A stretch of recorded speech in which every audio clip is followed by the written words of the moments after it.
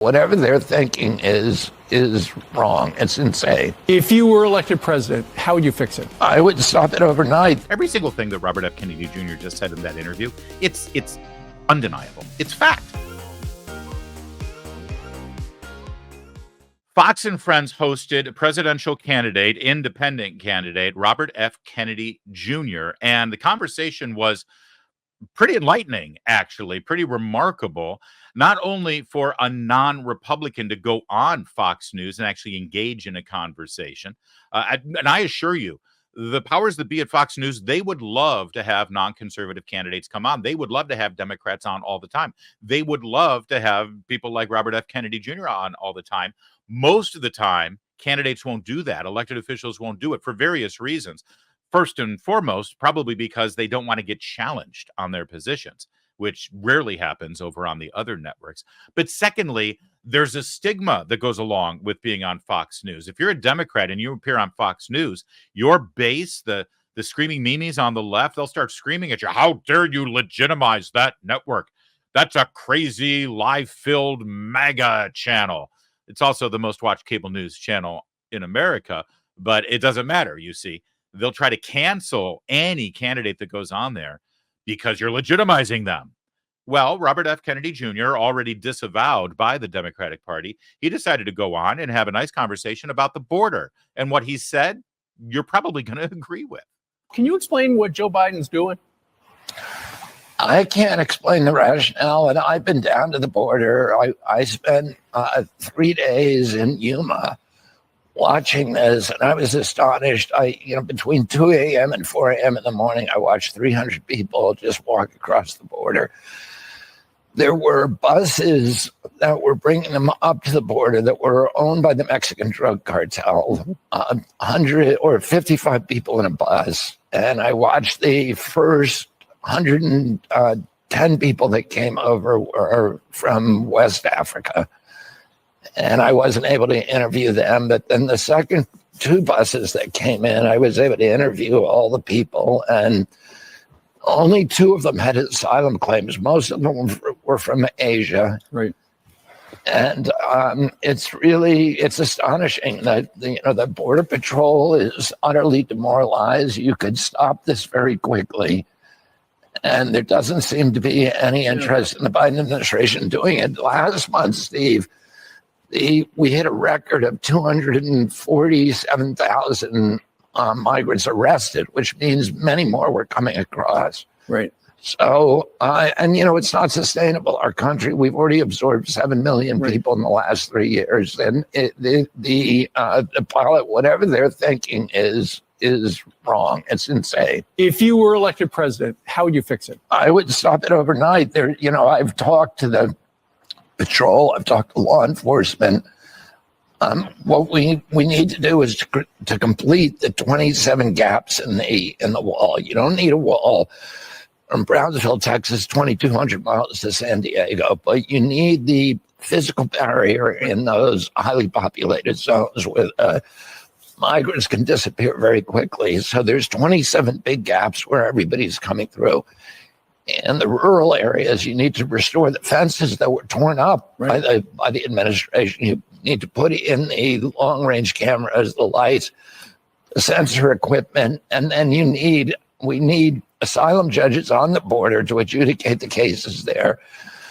And we need to reinstate the Migrant Protection Act that requires people with asylum claims to remain in Mexico while those claims are adjudicated. And that would stop the flow immediately. Yeah. That's powerful. It's not only powerful because it's true, and we got firsthand observations from a man who's running for president who actually did what the current president and vice president, our borders are, refused to do. He actually went to the border. He actually saw what was going on firsthand. He saw the bogus asylum claims. He saw where they're coming from, Africa and Asia. He saw the chaos. He talked to the Border Patrol who are demoralized, who, by the way, during this current fight over a bipartisan bill out of the Senate, which is going nowhere, it's a complete waste of time, the Border Patrol and their union have never asked for more money. Think about that for a minute. This is a federal government union representing employees, and they're not asking for more money. That's unheard of. It never happens. Do you know what they're asking for? They're asking for the ability to do their job. Now, Mr. Kennedy went down there and he saw it firsthand and related just now. That's remarkable to hear the facts about what's happening here. It's also remarkable considering the source. I know Robert Kennedy Jr. is running as an independent, but he's not. He's a Democrat. He's a liberal Democrat. He's a left-wing liberal Democrat. But he's been boxed out by the establishment. He's been boxed out by the Biden administration and by the DNC. And so now he's a man without a party. And suddenly he's seeing things. And suddenly he has the freedom to say things. Every single thing that Robert F. Kennedy Jr. just said in that interview, it's undeniable. It's fact. In fact, every single Democrat in the House and in the Senate knows it to be a fact. Joe Biden, if he still has a functioning brain, knows it to be a fact. Just look at what Joe Biden has said over his entire career about the border until it served his political purposes to be on the side of open borders. Of course, he knows this to be a fact, but they just can't say it. They just won't say it. Why? Well, because it's very easy to see exactly what's happened here. Under Donald Trump, with all the bluster and all the mean language and the mean tweets and the xenophobia and the anti-immigrant and all those things, Donald Trump erected a barrier on the border, a wall that stopped the flow of a ton of people who were crossing illegally where there was no barrier before. He also implemented policies that allowed for anyone who was claiming asylum to remain in Mexico and not cross over into our border. He also stopped the policy of catch and release. We found you, we caught you, we'll give you a ticket to come appear in court 10 years from now. Now you're free to roam around the country. Those were his policies. And when Joe Biden took office, he reversed them all. 95 executive orders, most of them pertaining to the border and immigration. He reversed everything that Trump had done. And now he's claiming that he needs new legislation to be able to secure the border. You've seen the clips of him saying, I'll shut down that border and like that if I just get this law. He doesn't need a law. He knows that. Everybody knows it. Kennedy knows it. That's what you just heard him say. He doesn't need any laws to secure the border. Think about this. And I just want to remind you, we've had 3 years of Joe Biden, Kamala Harris, and Secretary of Homeland Security Mayorkas say either in press conferences, in speeches, or in Mayorkas' case, under oath to Congress, they've all said the same thing. The border is secure. The border is secure. The border is secure. And now you hear all of them saying, we've got to pass this new bill out of the Senate. We've got to pass this bill. But pass the bill, and then I can do my job at the border. And what's the name of the bill? The Border Security Act. They've been telling us the border is secure. We've seen with our own eyes that the border is not secure. And now, after telling us the border is secure, they're demanding that we pass the border security bill. What changed? What changed? I'll tell you what changed. The calendar changed. It's now 2024, and there's an election coming up.